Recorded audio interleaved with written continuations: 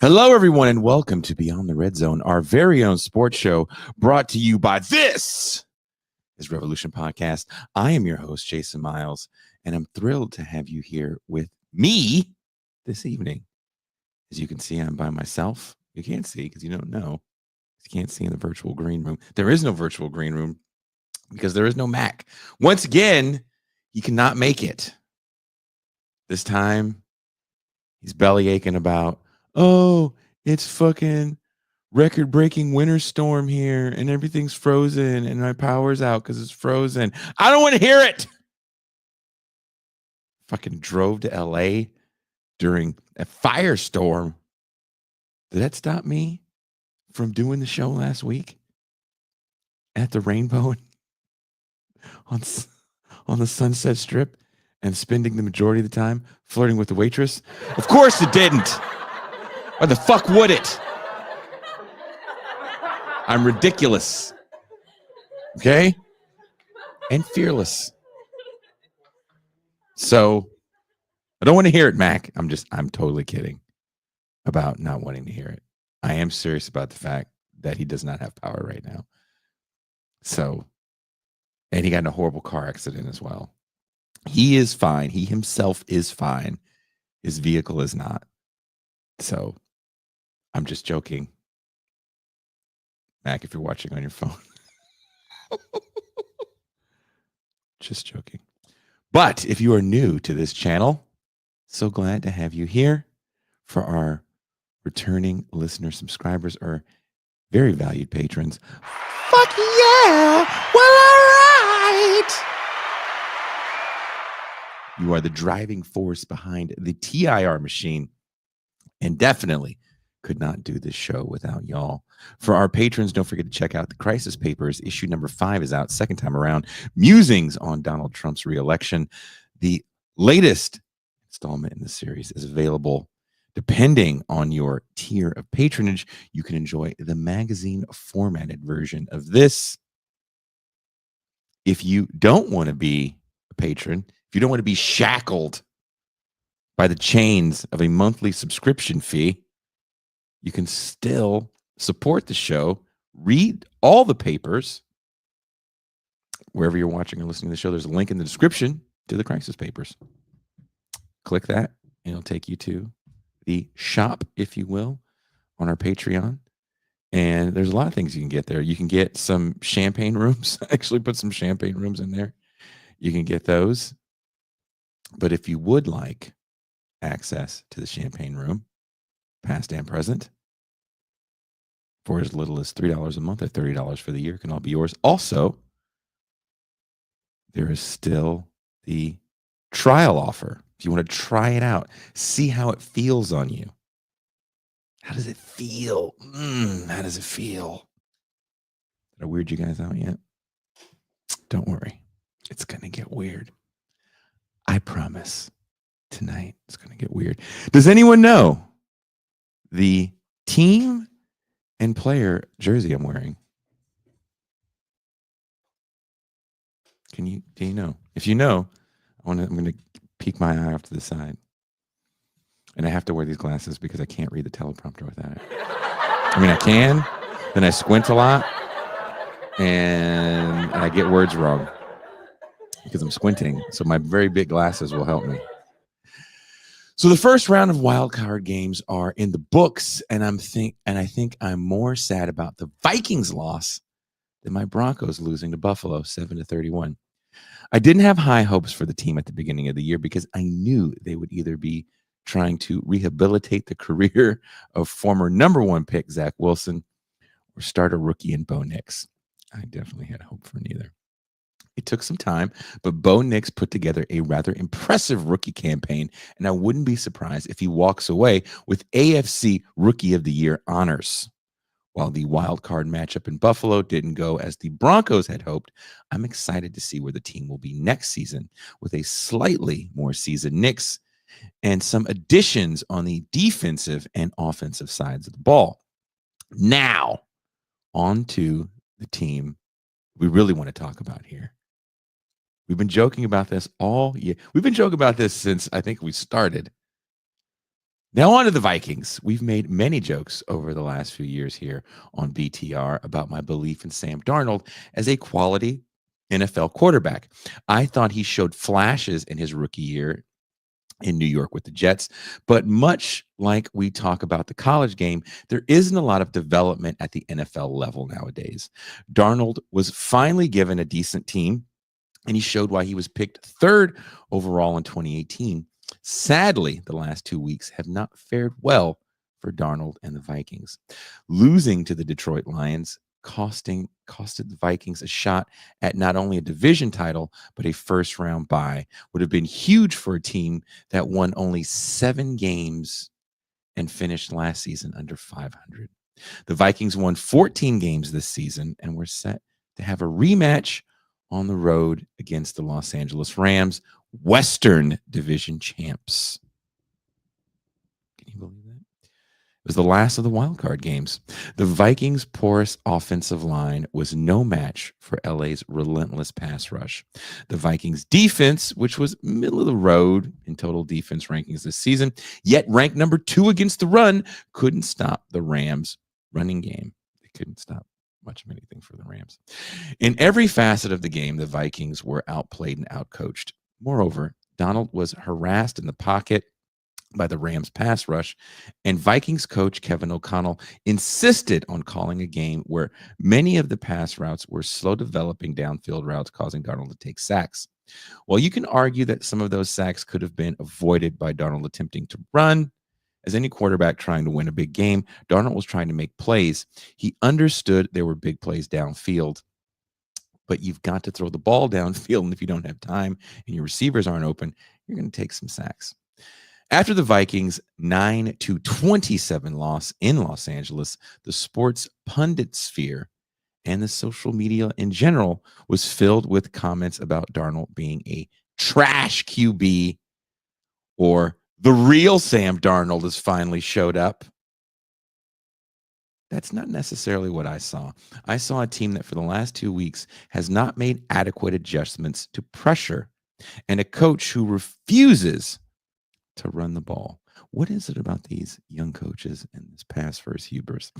The mean comments reminded me of why I took social media off my phone, and why when I am on a site like Twitter to post some show related stuff or just random music related nonsense, I don't want to be mean spirited.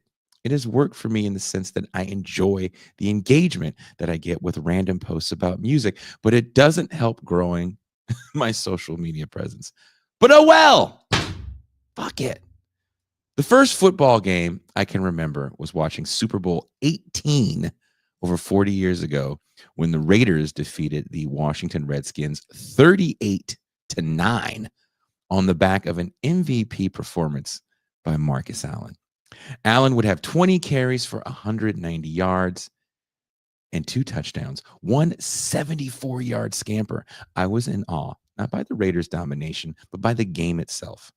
Allen seemed untouchable, and Jim Plunkett did just enough at quarterback to keep the Redskins on the sidelines. I was a football junkie after that. I watched every game, every NFL films of the present or the past. I loved it. I collected football cards, trying to identify every team's all-star player or players. And I could appreciate players that weren't on my team, the Denver Broncos. While I rooted for John Elway to complete every pass, I still knew the true testament to his greatness was, could he complete that pass against Kenny Easley, covering his best wideout? Could the Broncos defense stop the Dave Craig to Steve Largent air attack in the loud Seattle Dome? I loved the strategical chess match, and sometimes my team won, sometimes they didn't. But I always wanted to understand why we lost, not simply Elway sucks. I feel confident if Elway and maybe even Dan Marino and Jim Kelly played today, the world of sports punditry coupled with social media and online gambling, those guys wouldn't be able to stay with one team for the duration of their careers and not win a Super Bowl. John Elway played 16 years before he would win a Super Bowl. And of course, Marino and Kelly are in the Hall of Fame, never winning a championship. Do you think a player like Lamar Jackson, who has played MVP caliber football again this year, can continue to lose in the playoffs and keep his job in Baltimore? Can Josh Allen continue to lose in the playoffs before people start calling him overrated? The practice of presenting scathing, mean spirited critiques disguised as analysis often lacks substantive value. Instead, such commentary serves as a mechanism to generate engagement through negativity. This phenomenon, fueled by algorithms prioritizing outrage and sarcasm, increasingly shapes the way we interact with all kinds of content and the world for that matter. This critique applies to all of us, including myself, as we are drawn into these cycles of performative disdain. For instance, while Sam Darnold's recent performance may have been disappointing, is JJ McCarthy genuinely the solution? If you are a Vikings fan who believes Darnold was merely a transitional player until McCarthy is ready, what evidence from McCarthy's college career supports the belief that he can seamlessly transition to the professional level? Furthermore, are fans prepared to endure the inevitable struggles of his early development? And critically, are they willing to wait as long as 16 seasons for their team to claim a Super Bowl title? Reflecting on past examples, consider the Raiders' Super Bowl victory led by Jim Plunkett. Plunkett, who also hailed from Stanford, was the quarterback of the 1980 Raiders, the first wild card team to win the Super Bowl, and their 1983 championship team. As a first-round pick, Plunkett did not achieve the pinnacle Super Bowl champion until his 16th season. This trajectory parallels with another Stanford alum and first overall pick, John Elway, who also reached Super Bowl success late in his career. However, unlike Elway, Plunkett's career lacked MVP accolades. His record included 34 more interceptions than touchdowns, and his completion rate barely surpassed 50%. Whether Darnold could emulate a Plunkett-like arc is uncertain, particularly given the current media landscape's quick judgments and limited patience for long-term development. Does today's environment even allow players like Darnold the opportunity for such a narrative? Let's discuss. Also, the phone lines will be open, but you got to give me a second because I have to change the phone because the phone is the teleprompter. So you have to give me a second. But did anybody figure out what jersey this is? I'm trying to look at the comments real quick. I don't think you guys guessed it. Nope. You guys don't know? You really don't know? I would figure of all people, Dr. Claw would at least know what jersey this is. Is it Dr. Claw? Is that a USC jersey? Why, yes, it is. It is a USC jersey.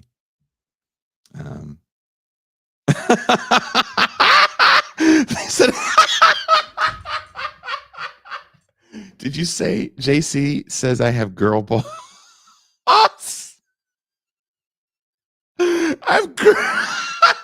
JC said I have girl boss glasses. Reggie Bush was number 5, Connor. No, this is number 33. If it's not 32, it's not OJ.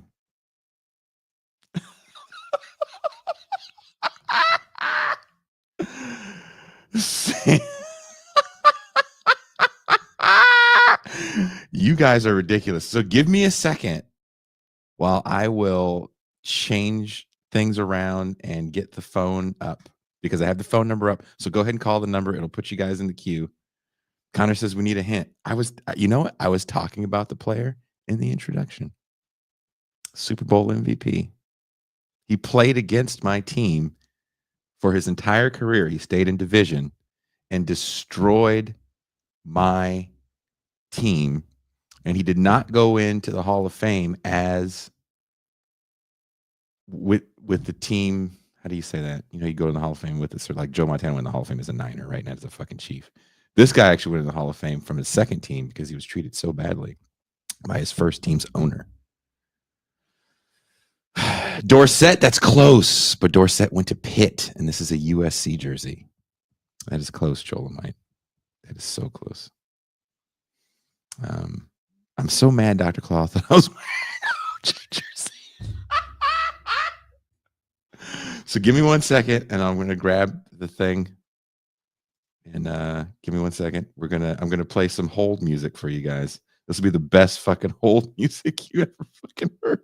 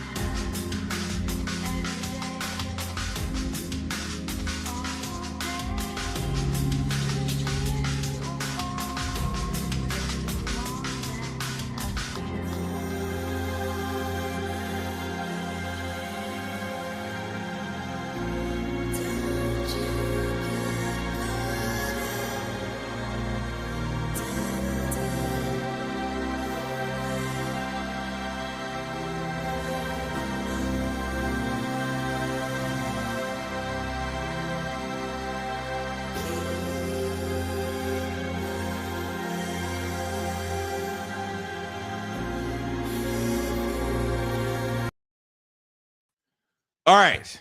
Phone lines are up. Area code 510-319-1899.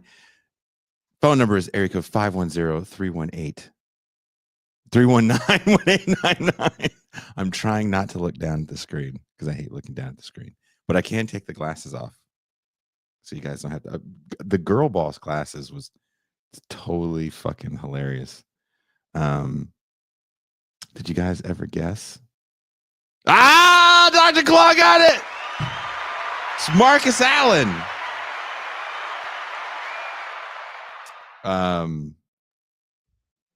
Dr. Claw got this for less than $4 at a Mexican flea market deep in the hills of TJ. And had I had another equivalent of $4 on me, I could have got like a Dan Fouts with Oregon jersey. I don't know why they had these random old jerseys from the Pac-10, but you never know what you're going to find at a TJ flea market. They're pretty fucking rad. Connor says the hold music slaps. Thank you so much, Connor.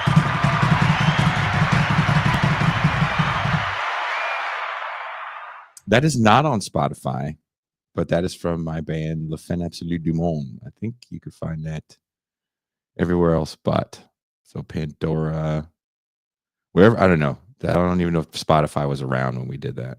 And the label definitely didn't put it back up on Spotify after the fact. But yeah, that was me. But it stopped it right before you got to hear the cool guitar solo. So I'm not that arrogant.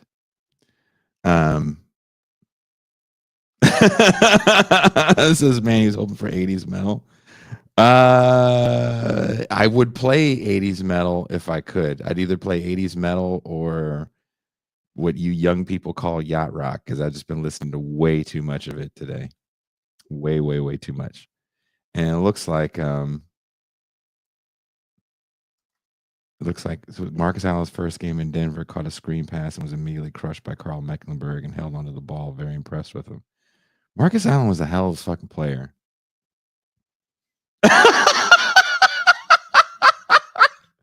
You guys is Jason's version of hold music. Hold me now. I'm 6 feet from the edge and I'm thinking maybe 6 feet ain't so far down.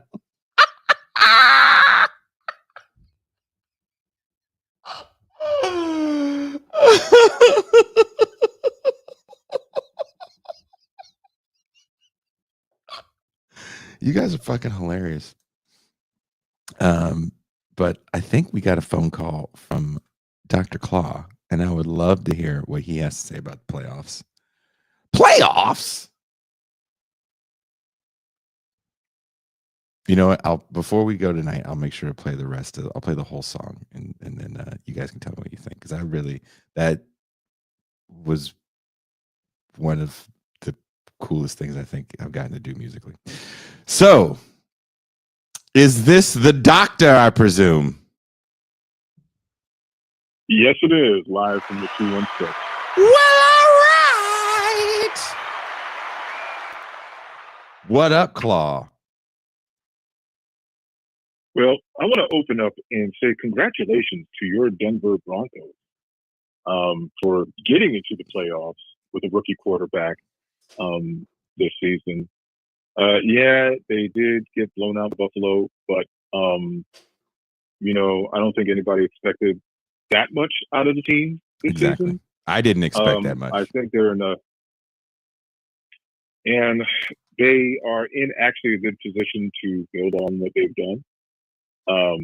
And it really shows that, hey, this could be life. Now, I would say that the Broncos fared better than the football Clippers over there in Los Angeles versus Houston. So a lot of Justin Herbert slander hit the thing. He did not play well at all. And, I was thinking that even Stroud for Houston was on that same path, but Houston's defense really I was at the bar that night and, looking up every once in a while at the TV that was playing that game there. And every time I looked up, there was a turnover. I'm like, what are the Clippers doing? And even when they got one off of Stroud, one of the things that kind of made me laugh was that it was he didn't complete the catch. Derwin James didn't complete the catch. So it was ruled incomplete. But it also put them back, I don't forget what it was. It was 2nd and 30. Then they got a holding call, and it was 2nd and 40. And because of where they were on the field, somehow they turned that into a field goal. And it basically was free form after that. It was, frankly, just like their last wild card game against the Browns. It was just like pick six after pick six. Not a stellar day for the football Clippers that day. On the NFC side of things, the Eagles grounded out against Green Bay. I think there are a lot of questions about the playbook offensively of the Eagles coming out of that game. But defense just had a great game. Nolan Smith is emerging as a formidable pass rusher. And it's like there was just so many good points from the Eagles side. Now, on the Green Bay side, Jordan Love hadn't had any turnovers prior to that game for several games, and then he had 3 picks in that game.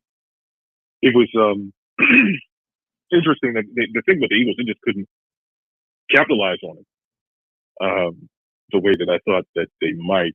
Kind of reminded me of the Ohio State versus Texas semifinal game. That's a good game. That was a good game. It looked like Ohio State was going to blow them out early. But what happened was conservative play calling kept and some uncharacteristic penalties kept Ohio State's drives from going the way that they should have gone. And by that time, Texas defense, which had Jeremiah Smith, their outstanding rookie wide receiver, in the gulag that entire game. So Will Howard had to figure out they had to figure out who else is going to catch the ball, because he couldn't go there. And the one turnover that Will Howard had was trying to force the ball to him. So that's how good Texas defense was playing.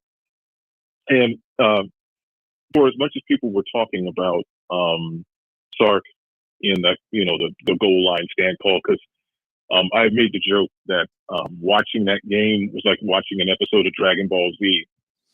And when you got to the point where Texas, via, again, penalties, ended up at goal to go at the 1 in the 4th quarter, that's when that minor key YMCA music starts playing and it turns into a boss battle. But shout out to Caleb Downs and Ransom. They they made a big play that put them in like 3rd and goal from like the 8 or something, and then Jack Sawyer did that strip sack and ran off with it, and that was essentially the game. It was well fun, and that's how I kind of feel about that Eagles, that Green Bay game. And let's see who else had playoffs. So we had we were talking about Buffalo. We talked about Ravens versus the Steelers. That was very much a nothing to see here type game. I kind of knew what was going to happen there. You know, the Ravens started out early, and it was just a blowout. It took them. It was by the time that the Steelers finally got something going on offense, the game was so far out of so far out of reach. But Steelers, what I always say about them, people are like fire Tomlin, but like the Steelers have not found a replacement for Ben Roethlisberger. Until they do that, they're going to still have these issues. What else? I'm trying to think of all the AFC games of note. Lions didn't play; they were run by. Chiefs run by.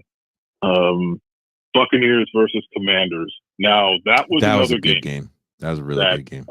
Yeah, that was another game where I didn't know who was going to win that. The Commanders showed a lot of guts. Jaden Daniels. Let me just say this: Commanders didn't believe in kicking field goals, and I think that's been something that they have been doing the whole season. If they got a 4th down that's convertible and it's not in their own territory, they're going to take it. And even if it cost them points, that was a gamble they made.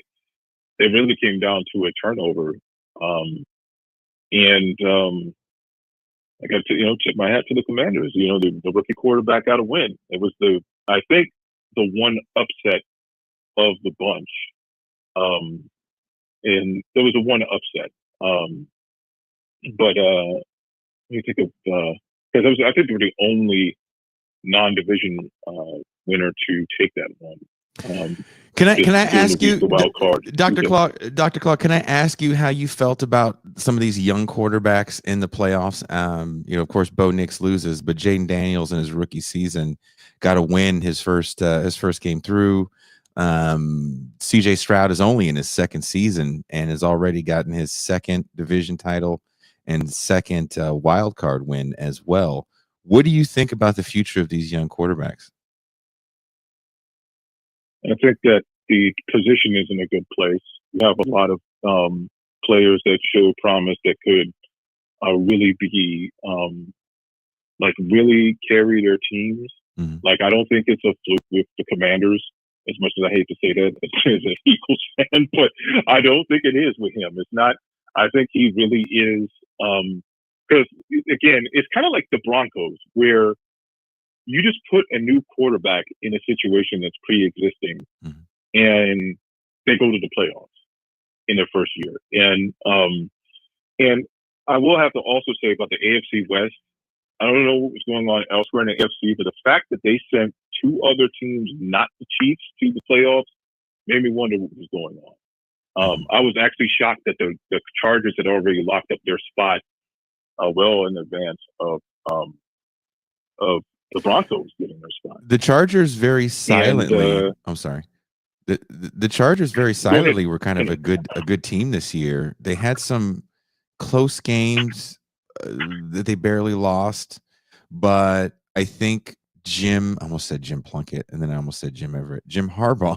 I'm going through all the Jims.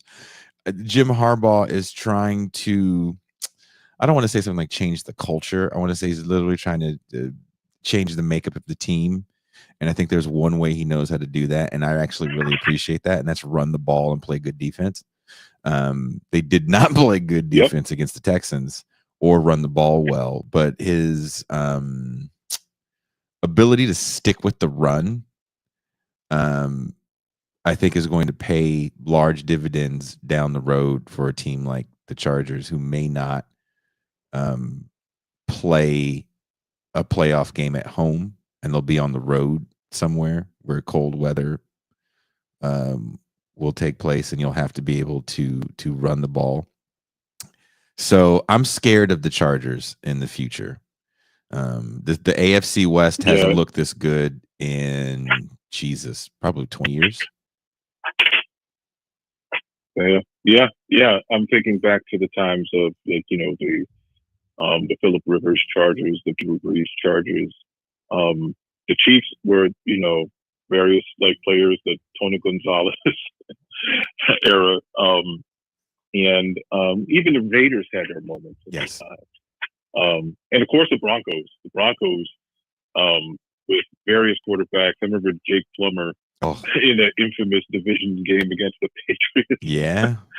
And that's the game where Brady threw a pick in the end zone, yep. and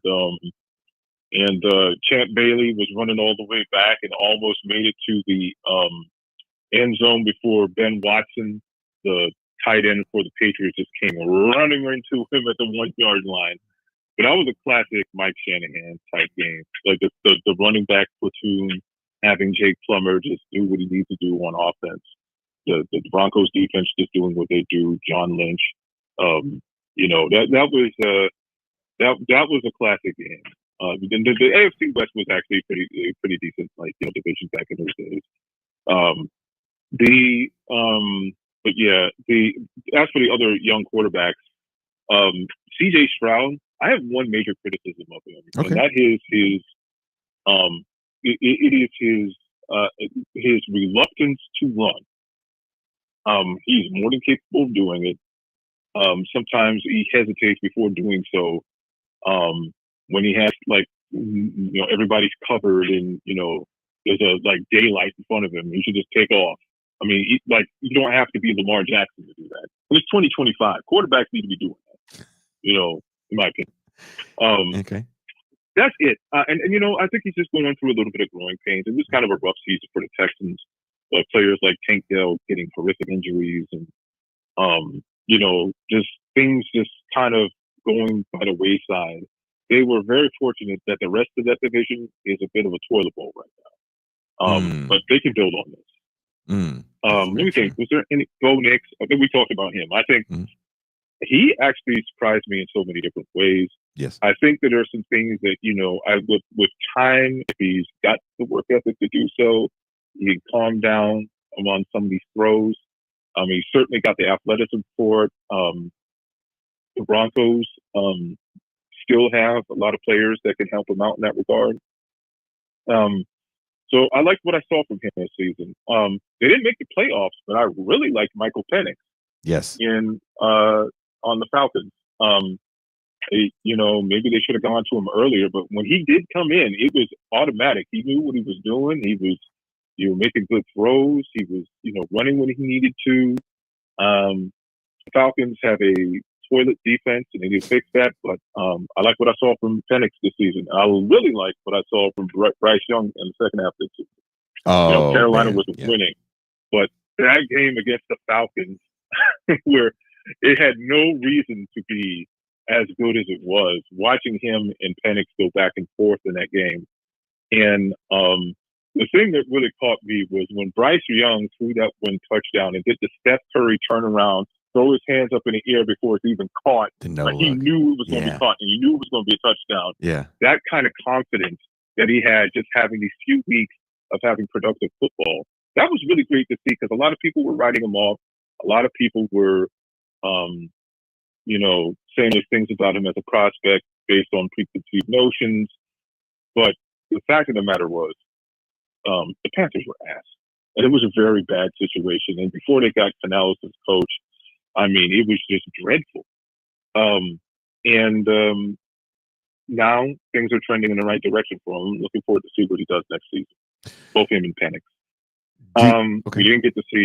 We did not get to see McCarthy, so I don't know about him. I really don't think that the Minnesota should be automatically trying to push him because they haven't seen him play. And finally, Drake May. I think you guys, I shared yours and Mac's skepticism about him because of, I don't know why the NFL loves North Carolina quarterbacks of a certain type. They're white. But I was like, okay, well, maybe he'll work. Yeah, that has to be it. But I will say this about Drake May. Mm-hmm. The Patriots were absolutely abysmal on offense, but when he played, he looked very good for what was the situation he was in. So, like Bryce Young, I'm interested to see what happens in an encore season with him if the Patriots do anything to address the abysmal level of that. So, that's what I think about the playoffs. That's what I think about the young quarterbacks. I'm actually getting into a lot of, not really getting into arguments, but I'm formulating arguments against the local Cleveland Browns fans who are too scared to draft the quarterback in this draft with the number 2 pick. I know it's not a strong class, but the guys at the 1 and 2 are going to be just fine in the NFL. And despite we all know the cloud that hangs over that organization currently, I think that because they have receivers, the offensive line will be coming back in better health, and they will probably likely be fortifying it in the draft and otherwise. The fact that they still have a defense worth talking about is not the worst situation in the world to be drafted into. And from all indications that Kevin Stefanski is not only returning, but he is certainly solidifying his style of coaching the game, which here's the one thing about Stefanski with his time in the Browns that I have to do say about it. He gets a lot of good press, a lot of good PR. There was an article that came out in the Athletic from Jason Lloyd, which I handle with a bit of a grain of salt because he wrote one CEO. Seriously, he wrote one about the Cavs in their last off season, which ended up being a whole bunch of bullshit. And that team, my Cavaliers, are 34-5 on the season in January. And they kept all their guys. They really didn't add anybody but a rookie this season.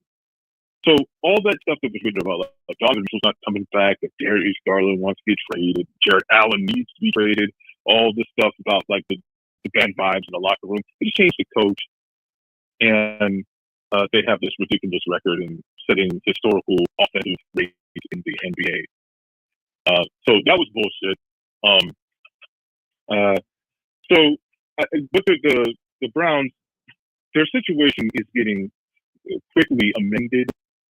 They still need to get another running back, in my opinion, and probably fill in some holes on defense, and definitely think about adding other offensive line people. But it's not like, I think the Titans are in a bad place, very bad place. I think the Giants, the thing with the Giants that I say, and again, this is not me being an NFC East hater, they have neglected their offensive line for so many years that, I mean, this is going back to Eli's last years with the Giants. They still haven't done anything about that, despite not having the best record since then. That's going to be a rough situation for any quarterback to go into. And even though they do have some very good wide receivers, Malik Neighbors balled this season. Jalen Hyatt's still good. I think the tight ends are pretty decent. But the offensive line is just toilet. So, and the drafting has been, outside of those players I mentioned, also toilet. So, that one is not there. The Patriots, they already picked a quarterback, so I'm expecting that they're going to pick defensively. They might get Travis Hunter. That would be a perfect fit for the Patriots because of history, a better version of Troy Brown. Okay. But the Giants definitely need a quarterback. They may not find it in this offseason because they moved out of that number 1 pick. Who knows what happens? This is just me. Quinn Ewers declared for the draft. I know how the Giants front office likes to draft. They should stay away from it because if he cannot, if in the NFL, if he can't handle the pressure in college, if you are playing on that Giants team as it is right now, that's going to be rough for any rookie. That's going to be Bryce Young first year with the Panthers and Caleb Williams this year with the Bears. And that's another thing. Caleb Williams, that offensive line in Chicago is horrible. I think he's much better than we saw. Yep. There was a graphic that somebody made with quarterback sacks Mhm. and the percentage of those sacks that were on the QB. The Bears had far and beyond the most quarterback sacks, and 44.1% was Caleb Winsball, depending on the metric here. Mhm. There were two that really surprised me. They had a fair amount of quarterback sacks on the Browns between Watson and Winston, Mhm. but Watson's blame for the sacks were less than 10%, and Jameis was 12%. Oh, really? And both of them had a fair roundabout the same amount of quarterback sacks. So one of the things I've been pushing about the Browns is that the offensive line came in horrible health, and they didn't have reserves that were very good. You compare it to a team like Philly, like I think has the best offensive line in the league, and that really helps in their run game. They're a very run-heavy offense. But that's the thing about the Eagles. The Eagles have been drafting this way on that specific position in both the lines, but especially the offensive lines, for like the last 25 years. Like Probably the longer. McNabb era had a great offensive line. Before that, yeah, I mean, in the 80s, in the late 80s, they had a great. You said offensive line or defensive line? I said offensive line, right? I would say in the 80s they had a pretty good offensive line. Offensive line. Yeah. They had pretty good. They both lines. I mean, they went from, and this was a big question mark here because they went from Jason Kelsey at center, who was one of the greatest at that position, to Cam Jurgens, his hand-picked successor, who was playing, I think, right guard before he went to center. And Cam Jurgens has just been killing it. It looks like they do everything almost the same way. The push and all that other stuff they do the same way.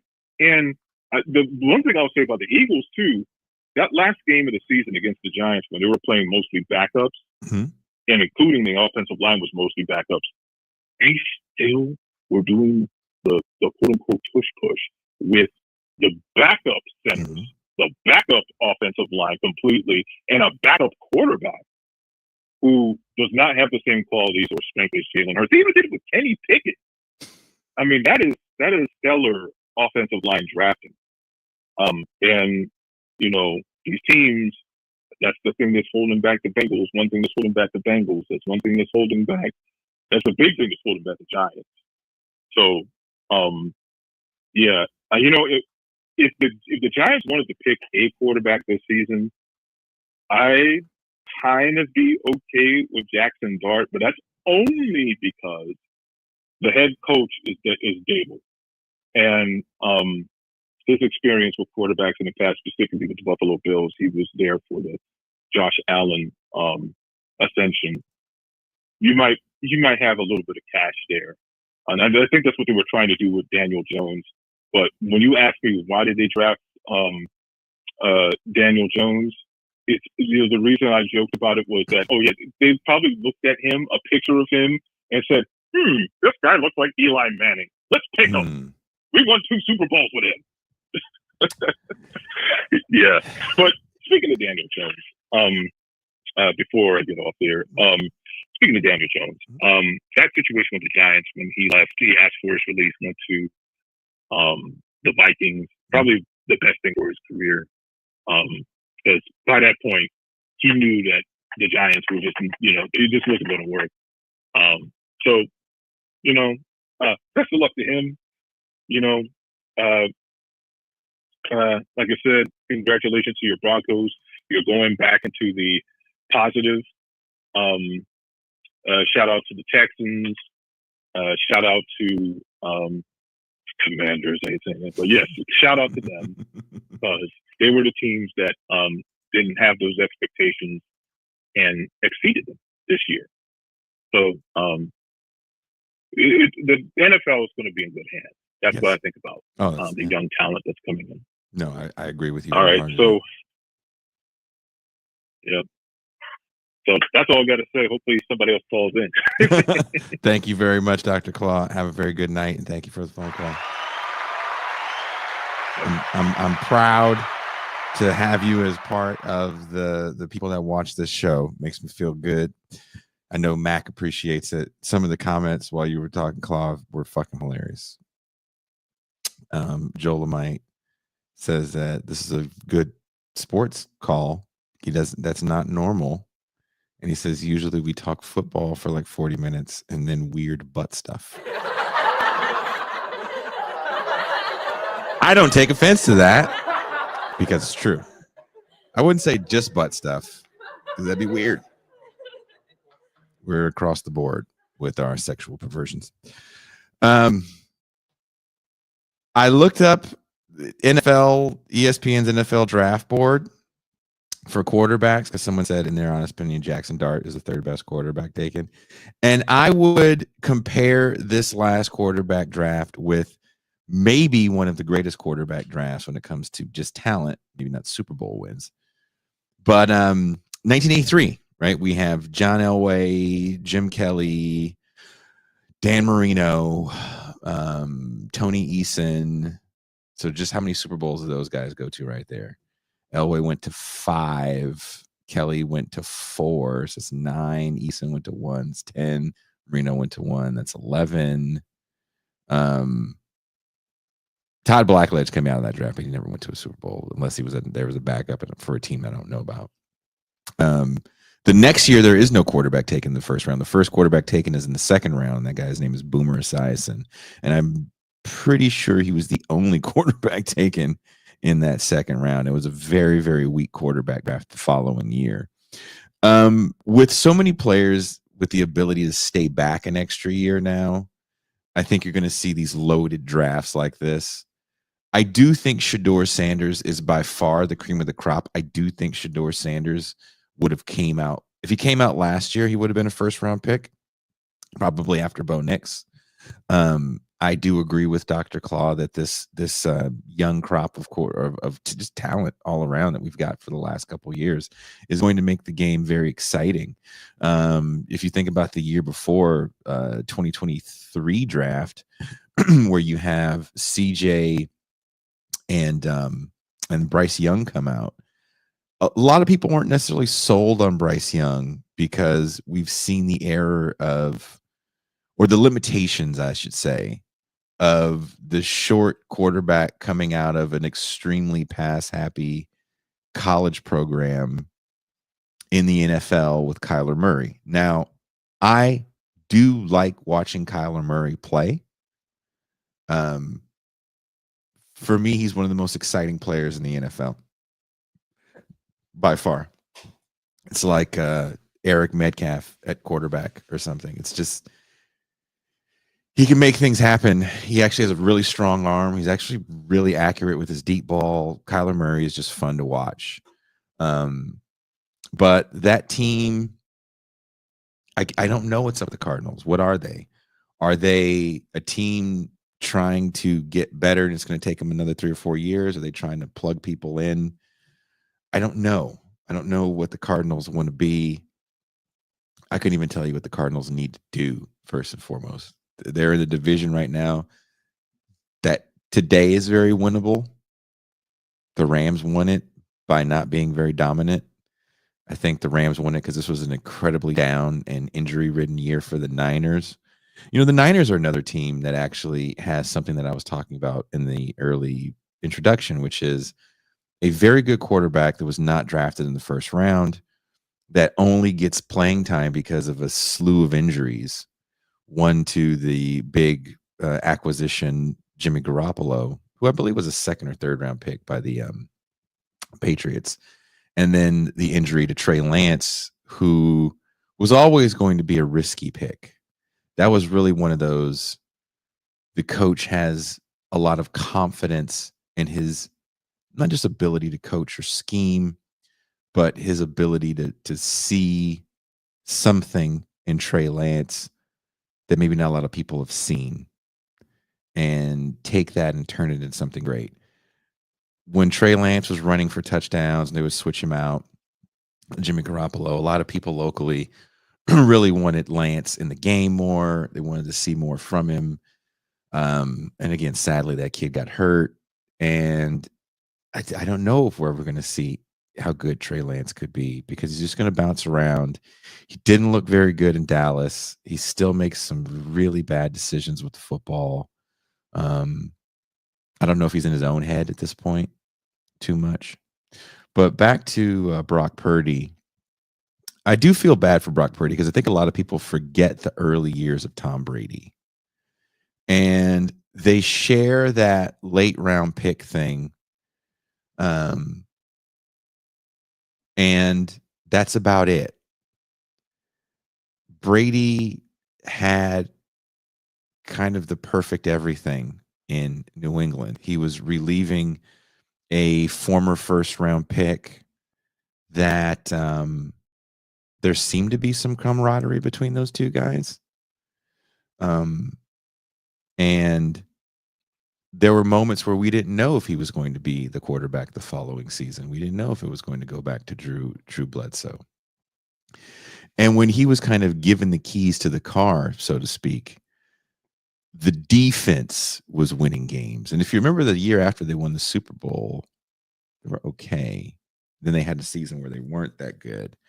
And if we go back and ask ourselves, who was Tom Brady throwing to in those early Super Bowl wins? And remember, he played for so long. Like, I think Bush Sr. was in office, or Bush Jr. was in office when he won the first Super Bowl. Let's see, what year was that the Patriots won that first Super Bowl? 01? Right? Anyway, when did the Patriots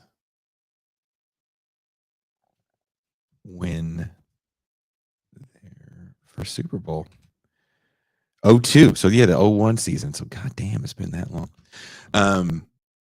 Jesus, who was in office? It was right after the Clinton administration. Jesus Christ. That's how long Tom Brady played football. My God.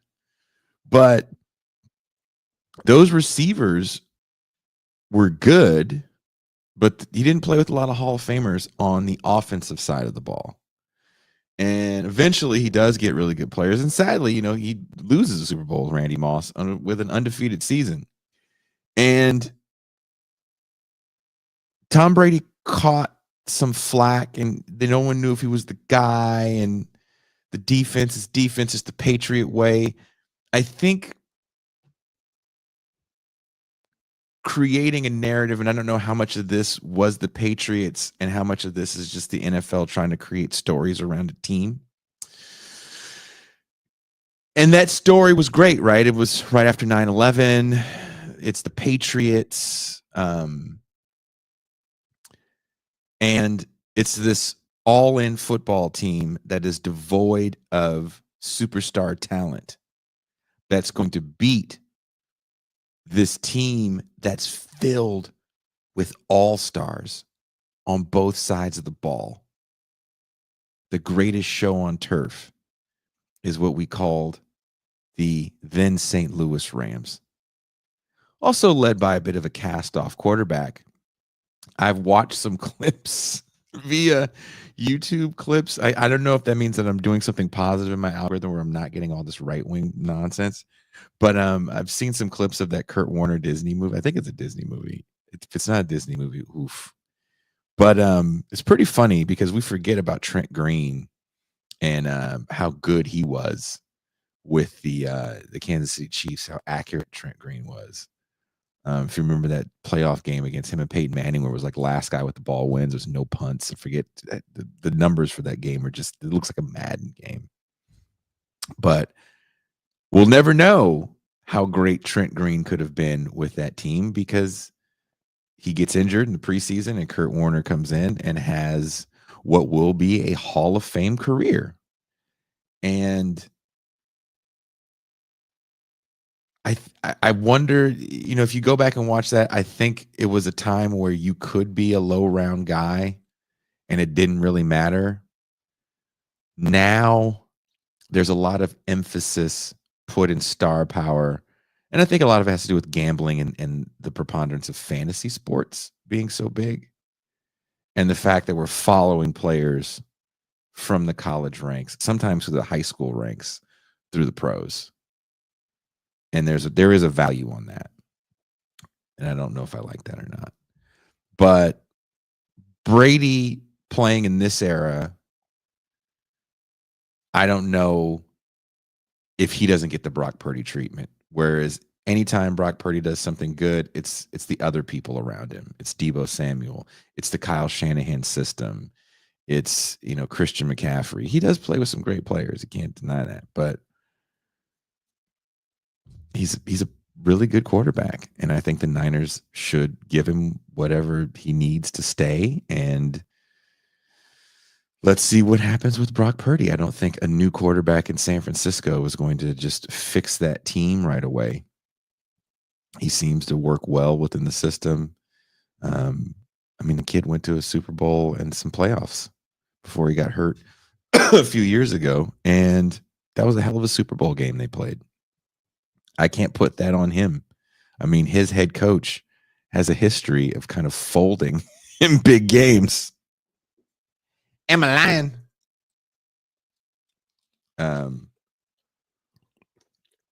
Sorry, the old throat's dry. But I feel for a guy like Brock Purdy because it always feels like everyone's saying you're not flashy enough for us to really like, and we can't like you the same way we liked the other people that you may share a story with, like Kurt Warner and Tom Brady. And, those guys had crazy success early, right? Tom Brady wins some playoff games in the Super Bowl his second or third year in, and then Kurt Warner, bounces around for years, goes to Europe, goes to the Arena League, yada, yada, yada. But then technically a rookie, right, with the Rams and wins the Super Bowl and then goes back, and then they lose to the Patriots in a very entertaining game. And the Super Bowl hadn't been entertaining like that in a minute. I think it was decided by a field goal or a point. And we hadn't seen a Super Bowl like that since the Bills and the Giants. So looking at this year's upcoming quarterback draft, and everybody's talking about the Giants, you get this guy, get that guy. Jackson Dart, I'd be surprised if he was a first-round talent. I'd be surprised if Quinn Ewers was a first-round talent. I don't think Quinn Ewers is the best quarterback on that team. I think Arch Manning is. But Quinn Ewers is going to play, and he'll definitely get drafted. But I don't think the University of Texas has put out NFL starting quarterback since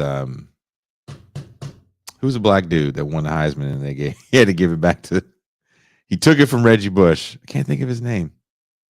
Vince Young. Jesus, I almost said Vince Staples. What a hell of an athlete. What a hell of a player. I think he won Rookie of the Year. But, he played at a horrible time. I think if Vince Young plays now, my God, what could Vince Young do in today's NFL where they're catering it to your abilities opposed to trying to stick that square peg into that round hole and then get mad at it because it doesn't fit.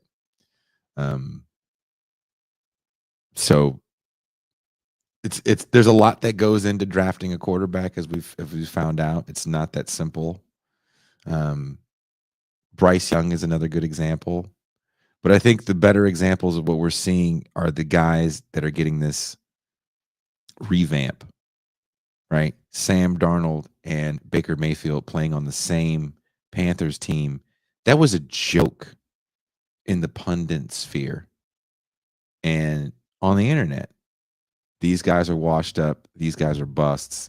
It's like we love calling people busts. There's something that, we get out of that. I don't know what you get out of laughing at a person's failures, so to speak. And there are guys that get to the league that don't give a shit, right? We've all seen the 30 for 30s on cats that don't read the playbook. Johnny Manziel has been able to kind of finagle a bit of a post-football career talking about not giving a shit about his NFL time and how much he partied during college with a podcast that's pretty successful. I don't know if it's still on. So there are people that have effed off their opportunities. That being said, There are also people that just get put in bad situations. Again, Baker Mayfield in Cleveland, and look at him now in Tampa Bay. I think Tampa Bay feels very comfortable that he is their quarterback for at least the next 5 years. Easy the next 5 years. There's no reason why you should be looking around. There's no reason why you should be trying to draft someone just in case. You're fine with this guy. To me, a guy like Sam Darnold showed you why for at least the next 5 years. He's only 27. Considering guys are coming into the league at 23 years old, 27 is relatively young considering he's got 6 years in. And they're pretty good years. He's not got a lot of injury problems, right? You could trade a guy like JJ probably for a first rounder because it is such a quarterback deficient draft. And that's the best move you can do. What's the worst that's going to happen? If you play mediocre football like you did with Kirk Cousins, if you keep doing what you're doing right now, you're probably going to win a few less games because people figured it out. We're just going to keep bringing pressure. And because you refuse to run fucking slants, we're going to get to or run the ball. We're going to get to the quarterback. You can get some first round talent for JJ McCarthy, a guy that he kind of slid into that first round for some reason because of the championship game where he didn't fucking play defense or run the ball, but everyone was like, JJ McCarthy. There were games that Michigan team won where he didn't even have to throw a touchdown pass because their defense and running game was so good. So again, I don't know what people see, and I'm not trying to shit on the guy, but can you really plug him in and replicate what you did this year? Or do you think this year is that much of an anomaly that you're willing to tell your fan base, just give us 5 more years? Because we have to be honest with this. Not every quarterback is going to be CJ Stroud. Even CJ Stroud is having some bumps in the road.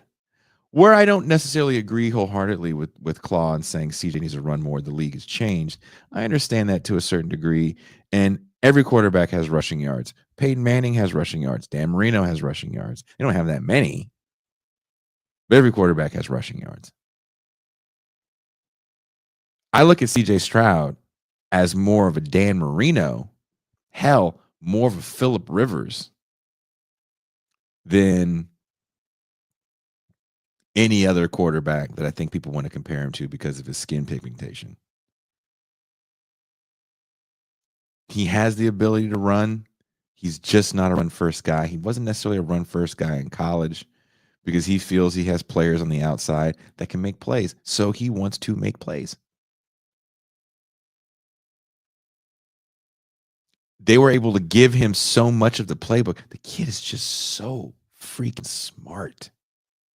Oh, he's like a football savant.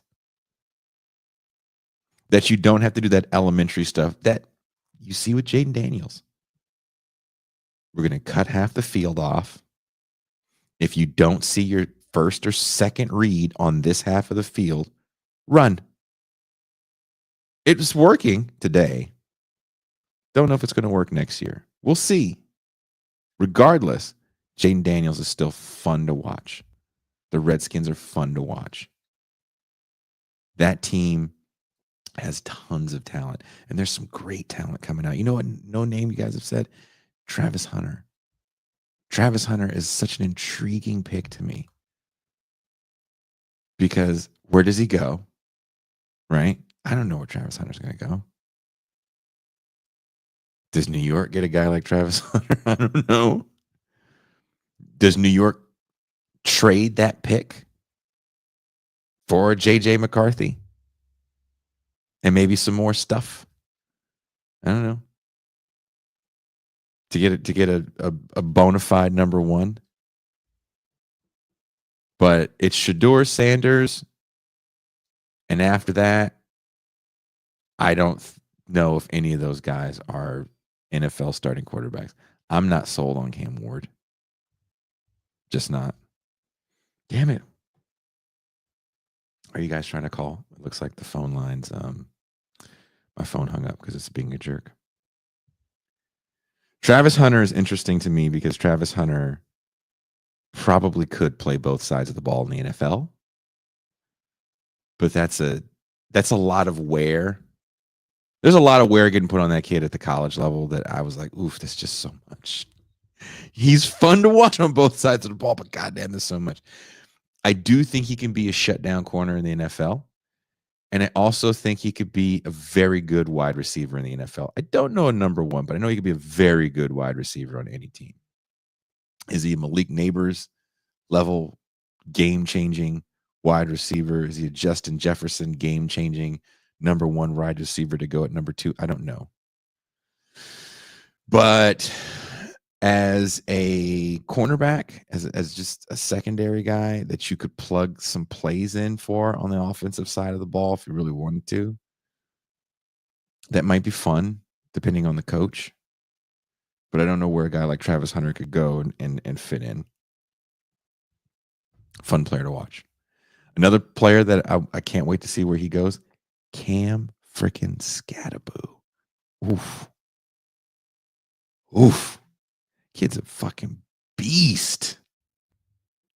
Imagine Cam Scatterboo playing for Jim Harbaugh in San Diego. Oh, that's not fair. The Chiefs will have met their kryptonite at that point. San Diego with a good-ass running game? Oof. Keep Mahomes on the fucking sideline?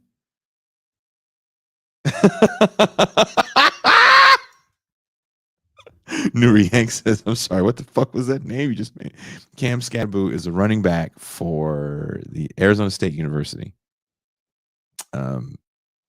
He's just, I watched him play some last year. I was like, this kid's a beast because every quarterback got hurt and they put Scatterboo in at quarterback and he just ran the ball. And they have a halfway decent quarterback this year. Or he's pretty good quarterback this year. And Scatterboo got to just play running back. He's a bowling ball and he can catch. Fun to watch. Where does Ashton Genty go? He's a game-changing running back. The league is pass-driven. And sure. But you know what the Phillies? You know what the Eagles showed us this year? Sure. It's and to some degree, the Baltimore Ravens showed us running backs still matter. All running backs matter. Saquon Barkley has been more hype than performance for his time in the NFL. He's been injured, and he never ran for more than like 1,300 and change. Those are good numbers in a league where there's a lot more passing. That being said, that sumbitch ran for 2 fucking racks. He ran for 2 racks and could have broke the record and didn't. Watching him backwards jump over a man, over a grown man, playing defense in the NFL, jumping backwards over a man was the most insane thing I had ever seen. I believe in my soul Saquon Barkley is an athletic talent that works very hard. I also believe, and I have no proof whatsoever, and I just don't care, that Saquon Barkley is on all the steroids. All of them. Every single steroid you have and all the growth hormone you have.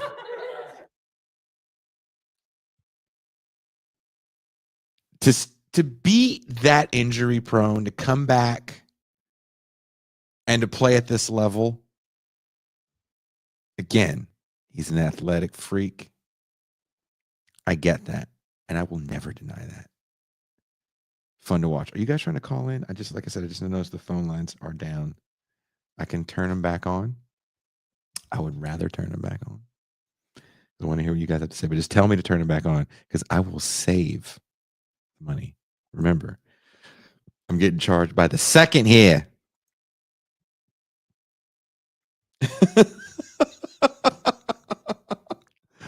But when you look at these top teams that are just really tough to beat, you look at the Eagles and taking all of that pressure off of Jalen Hurts.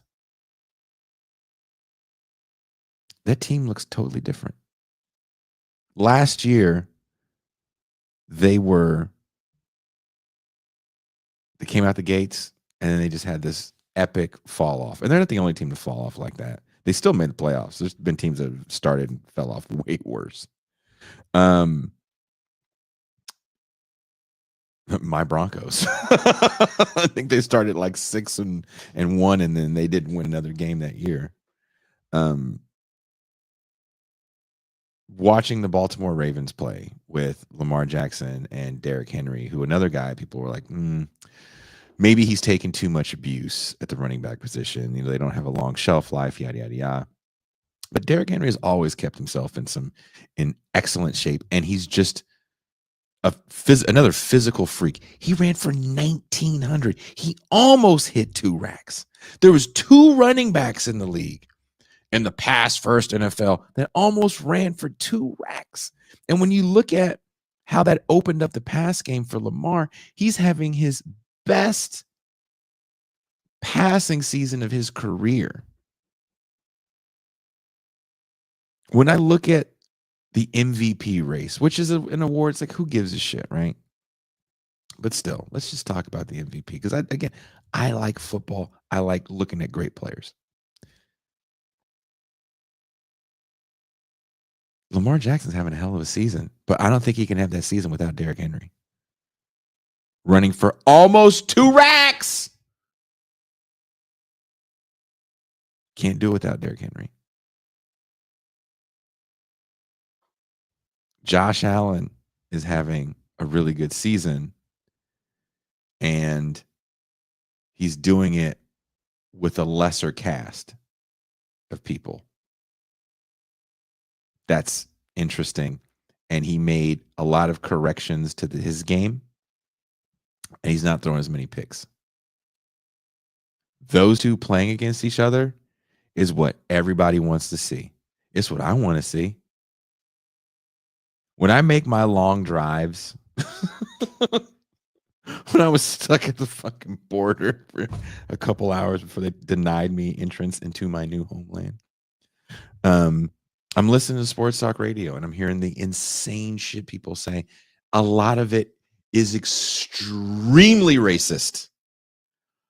Oh my God. It's so fucking racist, the shit they say. One guy said, was it Ben Maller? I think it was. If it wasn't him, it was someone else. The later in the evening you get with these syndicated shows, the more they can just put their racism like on Front Street and just say the most outlandish bullshit. But I can't remember who it was, but they said something along the lines of the MVP should be the guy that has the most wins in the playoffs and the most touchdowns in the playoffs, or some stupid shit like that. You know, it's between Lamar and Josh Allen.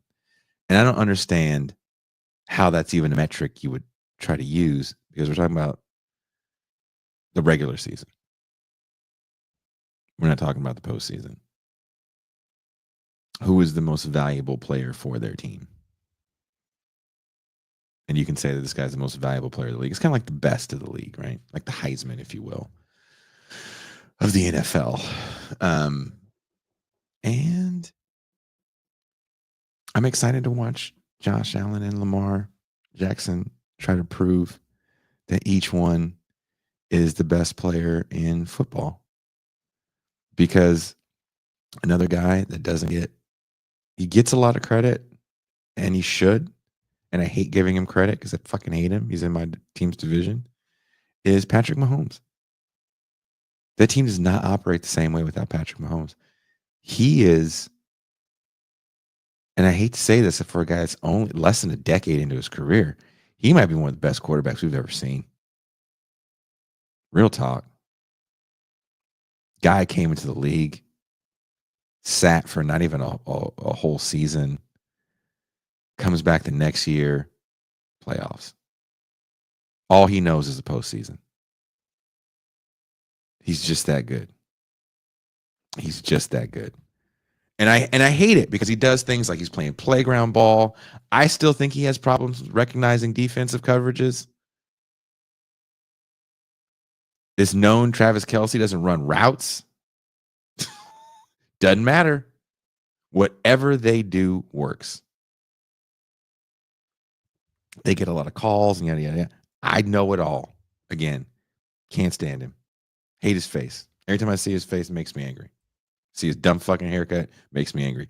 The kid in Nebraska, shout out Kowalski. I think I saw you do a super chat real quick.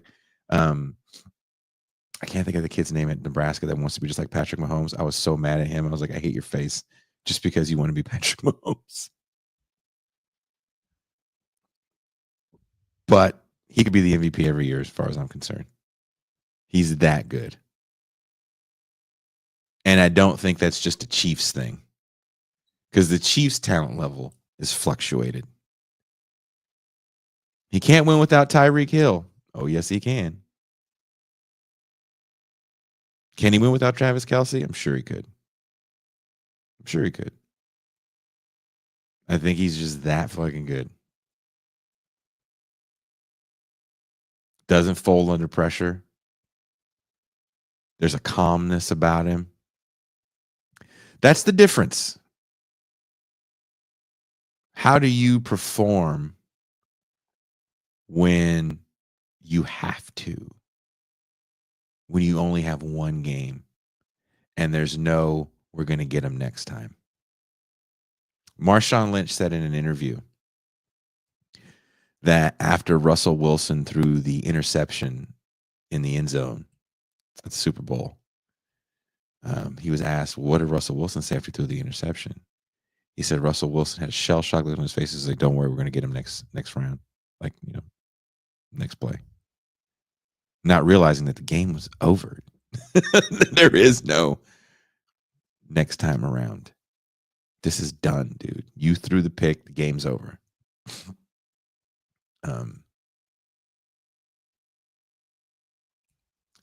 That's not who you want. You know who else is like that? Sorry, Dr. Claw. Donovan McNabb. We're coming for you, nigga. Oh, yes, I am. I remember that Super Bowl where they're driving against the Patriots with Terrell Owens with the fucking rod in his leg going off. And what did McNabb do in the huddle? Vomited. Denied it. Nigga, we saw you. We're coming for you, nigga. Why would you? We looked at the game. You did it on TV. But apparently, because he doesn't have it. Why do I like the Broncos? There's a long, drawn-out story I could tell you that nobody needs to hear or wants to hear right now. But I'll tell you this real quick one.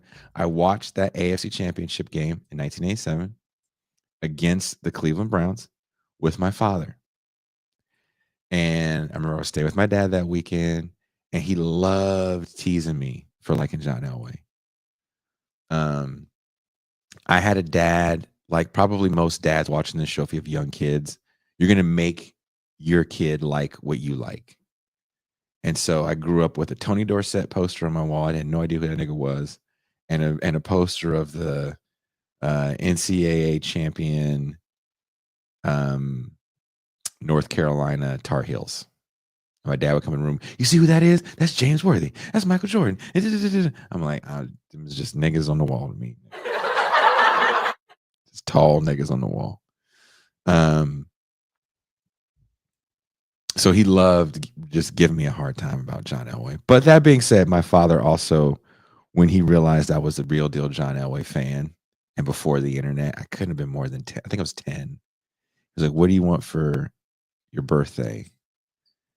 And he would ask me that question with his eyes, like these very tired eyes. Like knowing whatever was going to come out of my mouth was going to be something he couldn't afford. And he would figure out how to work multiple jobs to try to get something close to what I wanted. Does my dad like long butts? I don't know what my dad with his faculties would say about that. And I wish you guys could have met or interacted with that version. My dad, like I said, he has dementia now. It's a little different talking to him. You would have really got a kick out of him. That nigga is crazy. Crazy. I think now he would tell you about it when he was a pimp. And then he'd probably talk about all the butts he again. Neither here nor there. I wanted a John Elway poster. Do you remember those posters? And it would have the player you liked, and the poster was in the colors of the team. So it was an orange poster, like an orange border, and it said John Elway in blue, and it was Elway standing up with the ball, about to throw the ball, in the orange with the blue with the white pants. And I was like, oh, I want that poster. I would see it in like magazines and shit. My dad like looked all over the Bay Area to find that shit from my goofy ass. So he loved giving me shit, but he knew I really liked John Elway. And watching that game against the Cleveland Browns, and him looking over at me kind of with a half smile, like, it's over for, I remember this so vividly. It's over for him now. They only got 3 minutes left. It's over. They can't drive 90 some yards. And they drove 98 yards and won that game. Right. They kicked the field goal to tie and go on to win that game. Or they scored the touchdown to tie and kicked the field goal to win the game. I was hooked at that point. And Joe Montana was very, very similar in that regard. If you remember the Super Bowl, not the next year, but 2 years later, where the Niners play the Bengals, the 88 season, so the 89 Super Bowl, the Bengals were a very good team. Those two teams couldn't have been more similar because Weish and Walsh kind of come from similar coaching trees. And I believe Weish worked for Walsh at one point in time. So there's a lot of similarities in those teams, even down to the defense. It was a damn good Super Bowl. And it comes down to Joe Montana having to drive 90 yards at the end of the game, being calm. Listen to the stories about Joe Montana telling the offensive lineman, hey, look over there, it's John King. That's Patrick Mahomes. Motherfuckers, ice. Isn't that what the kids do? Point to their veins. They got ice in their veins. Isn't that Steph Curry? Ice cold. I don't know if these quarterbacks coming out have that. They don't have that at the college level outside of Shador. And Shador hasn't had that much success at the college level because he's played on some horrible teams. I don't know if I agree with Cam Newton's assessment of him that he would not be even a starting quarterback at the collegiate level had it not been for his dad. I think he makes a lot of the throws. He's mobile enough. He's pretty fucking smart. He can make all the throws. I just would like to see him on a decent team because the ass kicking that he's taken at Colorado, I don't feel like he has the frame that he can keep getting beat on going early on in the draft. I have seen some stories and I read some drama shit about Dion being the coach of the Cowboys. And I just don't know what it would be like as a young guy like Shador Sanders. I'm sure there's a point where he kind of wants to escape his father's shadow. There's got to be a point where he wants to escape it.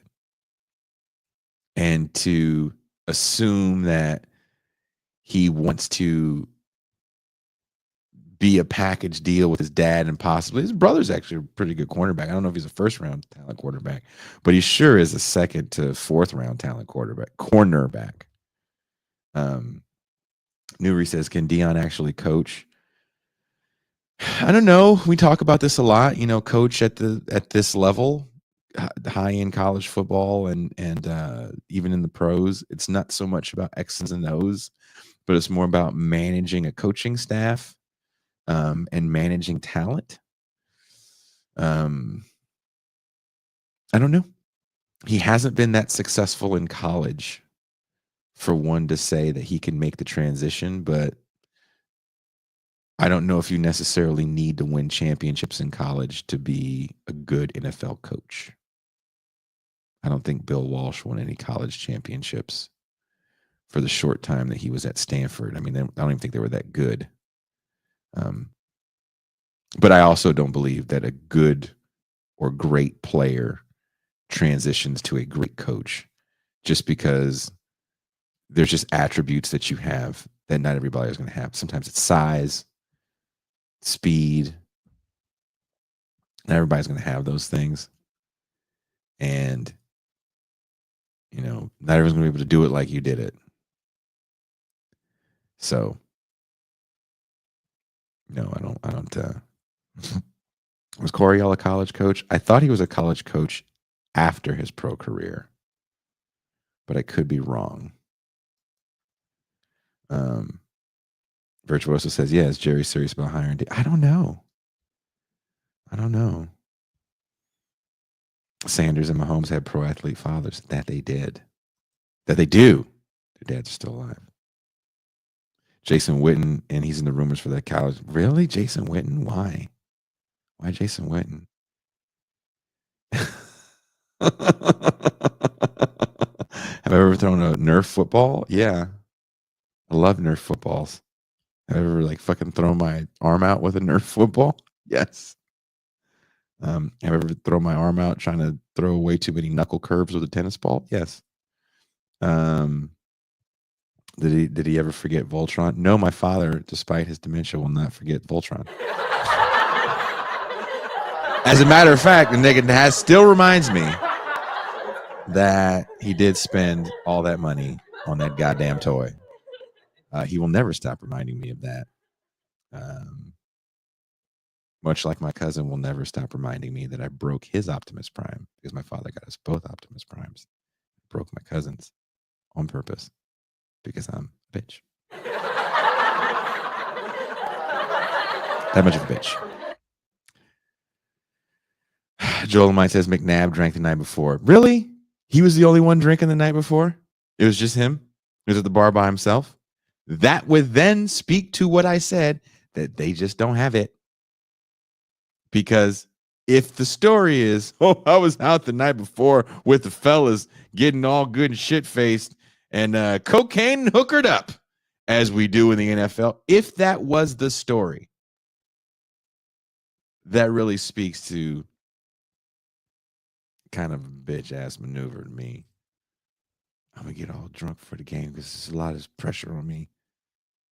Man, that's when you're supposed to shine, Donovan. You could have proved all them people wrong. Remember when Donovan McNabb got drafted and all them white people booed? We coming for you, nigga. That's probably what he got messages on his answer machine. Philadelphia, great city. Philadelphia is a great city. But man, y'all can be kind of racist. And when they drafted that quarterback, I think the whole city said the N-word with the hardest of R's.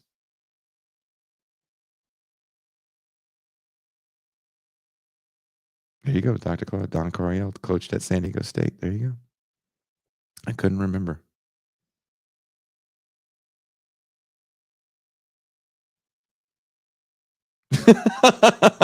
In the 70s, they were doing hookers and blow before Super Bowls. That they were. And you know what I didn't see happen? Terry Bradshaw vomit on the field when they needed him most to make a big play. Didn't see it happen. Have I ever taken a bite out of a Nerf football soaked in pool water? Why can I say yes to that? I can actually say yeah to that, and I don't know why. It's almost like, is it a rite of passage, JC? I don't know. So that boofing stuff is BS. Oh, booing stuff. They said boofing. My bad. Because, boofing is a real term we use here on TIR. And if you don't know what it means, Google it. Raiders players bought Coke from Anthony Kiedis' dad at like 4 a.m. before playing the Vikings in that Super Bowl. Oh, I'll buy that. I'll buy that all day long. I believe that. And again, they played the Vikings at 76. Do you remember Kenny Stabler throwing up in the huddle at any point in that game? I'm asking because I don't remember. No.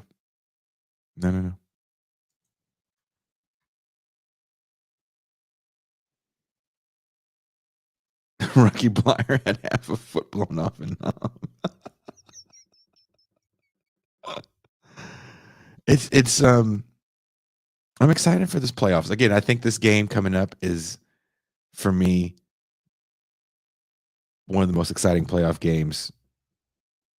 I can't even think of a game that I've been that stoked to watch. The last playoff game I've been there, or just game in general, that I'm like so stoked to watch. Oof, what game would that be? The Broncos against the Patriots with Brock Osweiler in at quarterback. And CJ takes it to the house to win the game. I was so stoked. Those Tom Brady, Peyton Manning playoff games and regular season games were fun as fuck to watch. That's how fired up I am. I'm not even, again, these aren't my teams. I don't have a dog in the fight. I just want to watch a good game. I hope you guys fuck around and watch a fun, good game, and we can have a conversation about the fun, good game and not deduce it to so-and-so sucks and so-and-so is trash and blah. It's just too simple. The analysis is just too simple. It's just not that easy. There's so many things that go into it. I hate it.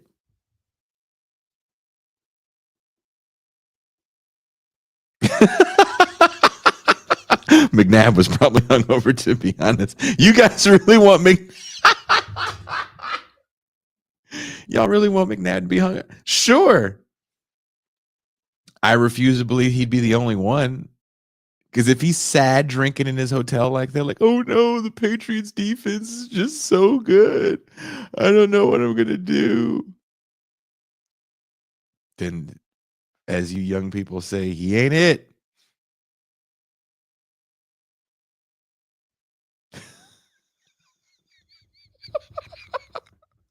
Dak Prescott would throw up in the huddle. Man.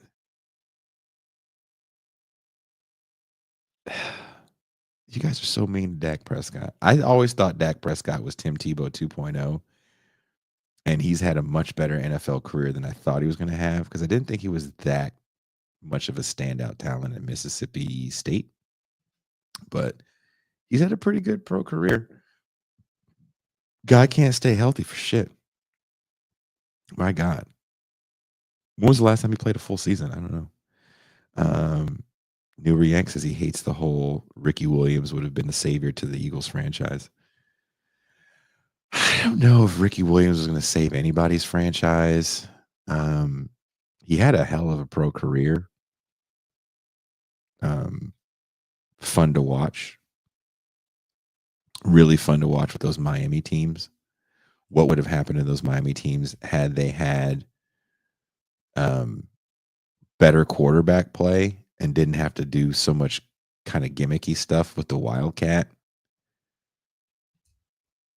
those would have been some real fun to watch Dolphins teams had that been the case. Imagine Ricky Williams playing on the Baltimore Ravens with Lamar Jackson. Oof. Eric T says Dak is very good. I just don't get the lack of playoff success.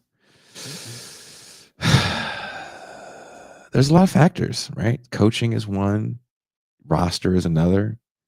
Quarterbacks don't play on the other side of the ball. They just don't. The Dallas defense, I think, was a little overhyped because of a few really big standout games with Micah Parsons. They've had a halfway decent secondary, but that also can't stay healthy. Teams just got some problems. So you get rid of the coach, okay, but who are you going to overhaul the roster? If so, where do you start? Your time to win, you have about 5 years. And then contracts have to get renegotiated. Players start getting old. You really have to be excellent at drafting in the later rounds and who can you pick up in free agency and keep on the team and grow that way. I've always looked at the Niners as the template. If you're ever bored, the NFL has archived every draft. And if you go back when Bill Walsh comes up with the team, which I think is like 79, 80, look at how they drafted and then look at some of the free agent acquisitions they were able to get and look at who they were able to pick up in the late rounds who became contributing members of the team. Maybe not Hall of Fame players, so to speak, but contributing members of the team. In that 83 draft, you know who they get in the second round? Roger Craig. It's a travesty that he is not in the Hall of Fame because he totally revolutionized the running back position. To this day, a Roger Craig running back is what everybody wants. A guy that can catch out of the backfield and still be at least a 3-down back that can block in passing situations if need be. I mean, his Achilles heel was he was a little fumble prone, but my God, dude, that man, 1,000. Roger Craig. Hell of a pickup. I don't know if Ashton Genty is Roger Craig, but Ashton Genty is going to be a good running back in the NFL. He's a really good running back in college. He's just a good running back. But I'm telling you, the Scatterboo kid, he could do Roger Craig shit. He can catch tons of passes out of the backfield. He's not Christian McCaffrey good. Christian McCaffrey to me is a tweener. He is not a straight up running back, and he's not a straight up wide receiver. He's a hell of a tweener. If you have the right coach, which I think Shanahan is, put the ball in McCaffrey's hands and kind of watch magic happen. Kind of like Reggie Bush. Early Reggie Bush, when Reggie Bush was with Sean Payton and Drew Brees. He didn't put up Roger Craig-like numbers because the offense had changed at that time. But he created crazy matchup nightmares for defenses that left the middle of the field open and that really helped out those wide receivers. So I think Cam Scatterboo is that level good where he can split out if you need him to. I'll always say that Tebow is the worst quarterback ever, including all the guys that weren't even good enough to make a team or get a snap. No QB got so much positive attention while playing so shittily. I wish I could disagree with you.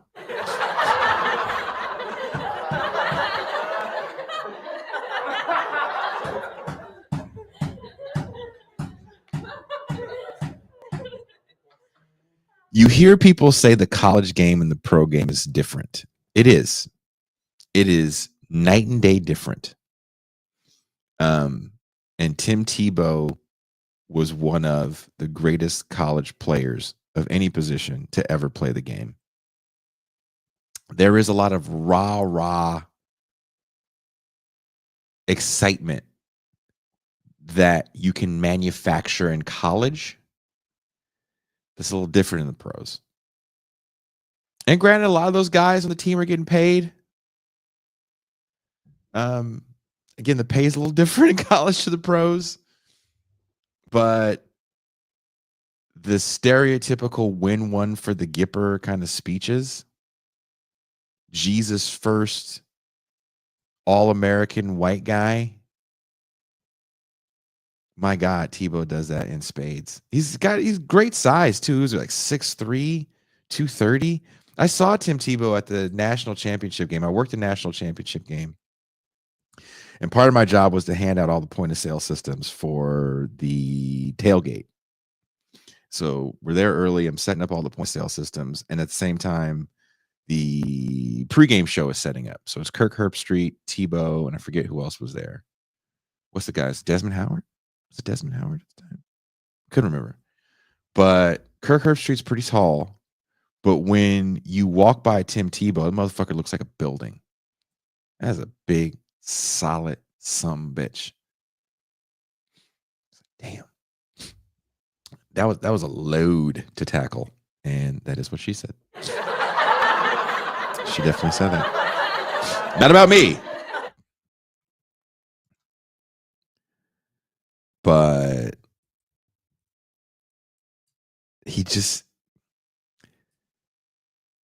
he lacked a certain confidence, I feel like, that he had in college. And I think that affected his ability to throw in tighter windows.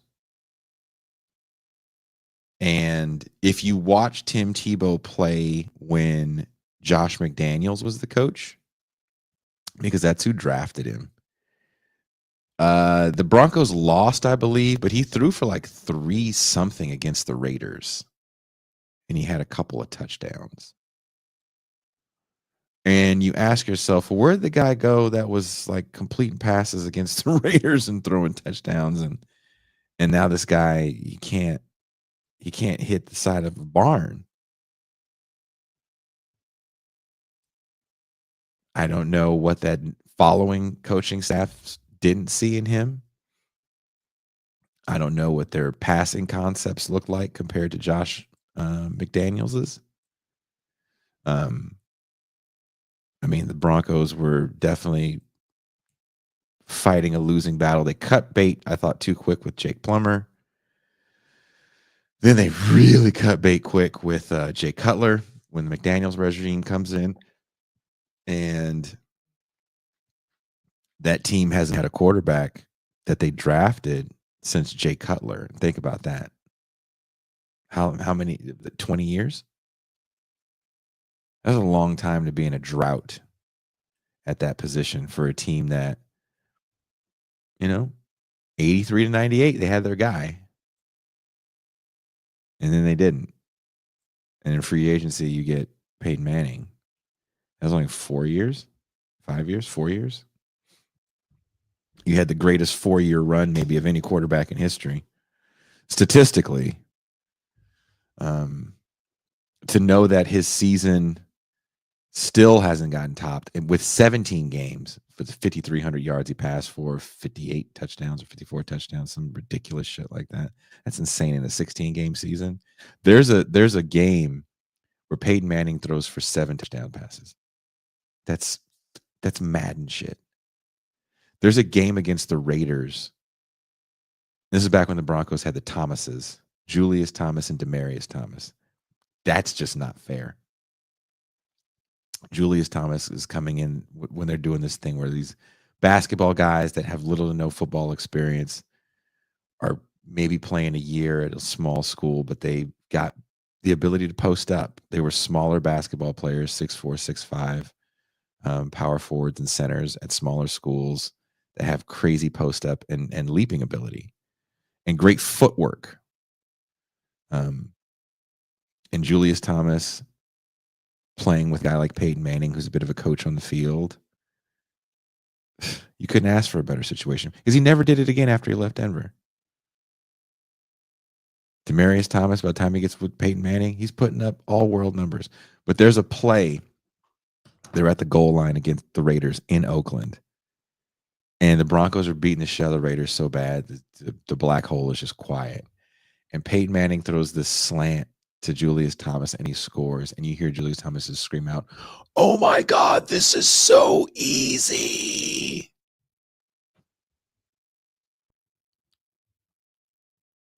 That's what a great quarterback does. They can take guys that need a little work, and he puts up crazy Pro Bowl numbers. And guys that actually have crazy talent, like Demaryius Thomas, he could put up astronomical numbers. And they did. Again, look at that team that year. Great quarterback. Tom Brady's the same way. Watching Randy Moss play with Tom Brady was fun. It was a lot of fun. I wish they could have played longer together. But also watching Randy Moss play with Randall Cunningham on that second time around, if you will, with the Vikings was great to watch. But enough of our strolls down memory lane. The Tebow Neal. Didn't they call it Tebowing or something like that? Wasn't it? It was like an internet phenomenon. I couldn't stand Tim Tebow, by the way, because he just all hype. Yeah, Cole Pepper even had insane years with Moss. Randy Moss is a lot of fun to watch. But I do have to agree with Shannon Sharp when it comes to the greatest wide receiver of all time, Jerry Rice. What did Shannon Sharp say? Yak is a stat because of Jerry Rice.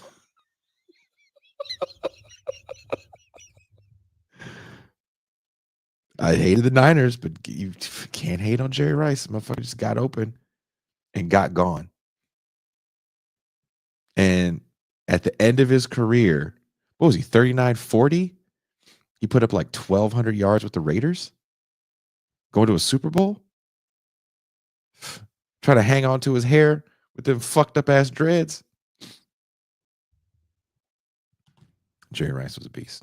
Tim Brown, beast. Give it up. Football's fun. We got some fun playoff games coming. College football's fun. I do hate all the teams in the finals, but I'm still going to watch them. Mac told me no matter what, he'll be back next week. We'll see. And in all honesty, let's hope that the weather gets better. He's being pelted by these East Coast storms. I hope you guys aren't being pelted by any storms. I think the Santa Ana winds have finally stopped. If you watched the Champagne Room last night, my power went out twice. So thank you guys. We'll be here tomorrow to talk about revolutionary education, political education at the high school level. We're going to talk about that tomorrow night with our guest, Sam Shane. Thank you guys very much for hanging out with me. This is a lot of people watching the show. We haven't had this many people watch the show in a long time. I'm not going to say the number. Thank you, Dr. Claw, for the call. Sorry, my phone dropped the call, but you guys said you didn't want me to turn it back on. I would have much rather done that. But as I promised, I will play that song again. And then we'll end the stream.